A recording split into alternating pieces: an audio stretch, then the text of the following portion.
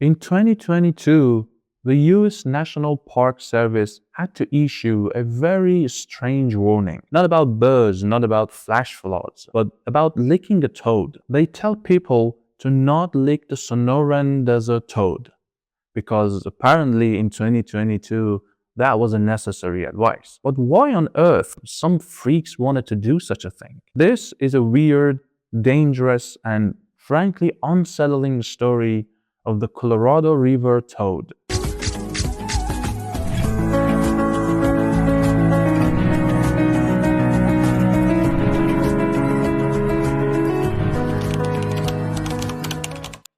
In the Sonoran Desert, under a black sky and a moon that looks too bright to be real, a nocturnal survival emerges from the mud. It looks like a leathery avocado with legs. It is slow, it is unassuming, and it is hiding a chemical weapon so bizarre that humans now smuggle it across borders. This animal is real, and its skin secretions can carry a chemical powerful enough to slam the human brain into one of the strangest psychedelic experiences known to science. The animal is called the Colorado River toad, also Encelius alvarius. This choppy amphibian produces one of the most powerful psychoactive compounds on planet Earth. A single milky drop of its venom can make a human being forget their own name for 4 hours. It can kill your golden retriever.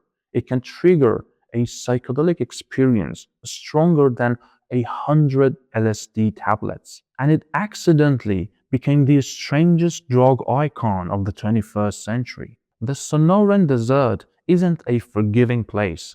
If you're a slow, juicy, and by juicy I mean for predators, not humans. Well, considering East Asia, never mind. If you are a slow 30-kilogram toad surrounded by coyotes, snakes, and birds, you're basically a walking protein shake. You need a defensive response that makes a predator think twice. So, evolution gave the toad a briefcase. Right behind its eyes, see those giant kidney-shaped lumps?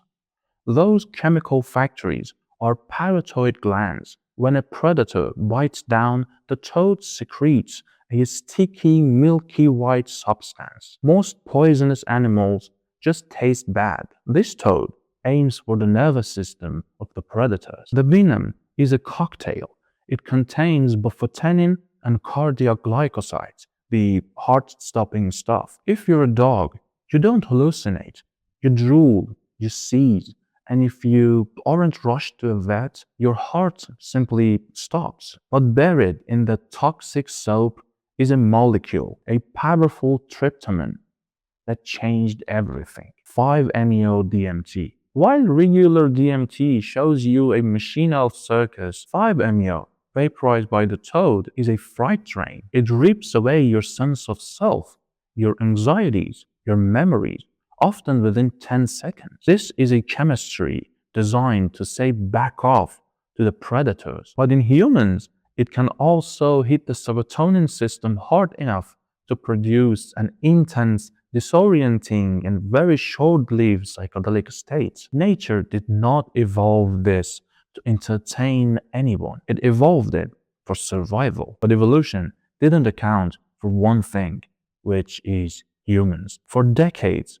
anthropologists argued about the past. Did the ancient Mesoamericans use this specific toad? There are stone carvings of toads.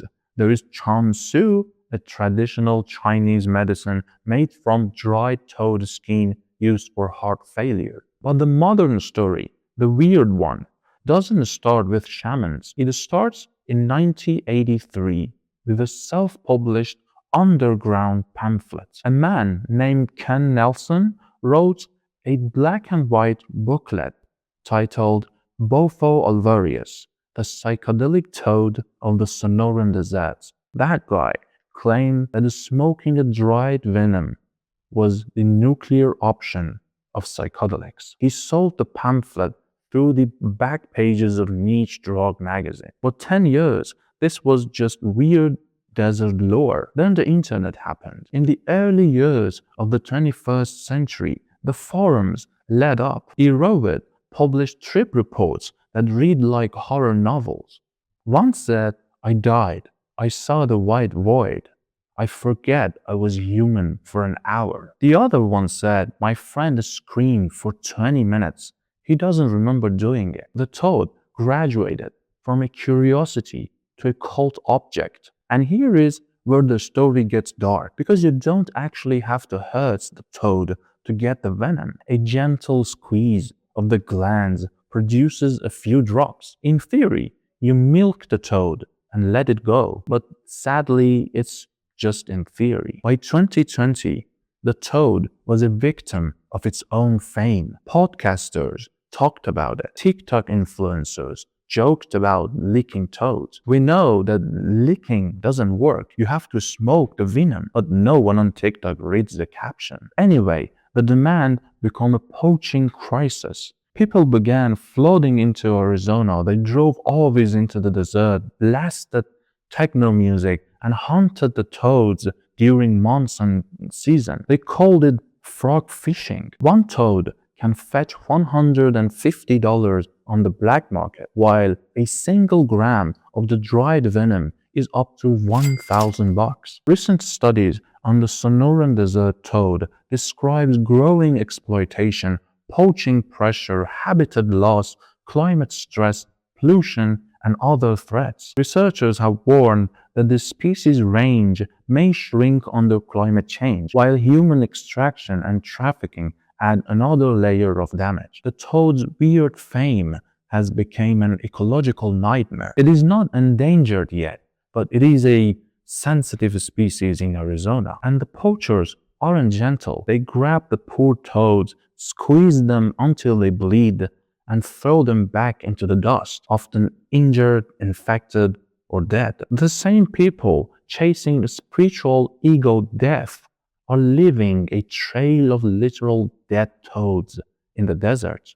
And the irony is that the venom isn't a party drug. 5-MeO-DMT causes violent convulsions, extreme vomiting, and temporary paralysis. If you do it on a full stomach, you might choke. If you have high blood pressure, you might stroke. And because it's a drug from the Schedule 1, nobody doesn't study on it legally. So the supply chain is run by, some traffickers on Telegram app. So here we are, an ancient amphibian that accidentally learned to hack the human brain. It is a healer to some, a poison to others, and a commodity to the desperate. The Colorado River toad does not know any of this. It doesn't know it's a drug icon. It doesn't know about the pamphlets or the podcasts. It just wants to eat beetles and avoid coyotes. Thanks for watching. Don't try this at home, and definitely don't try this in the desert.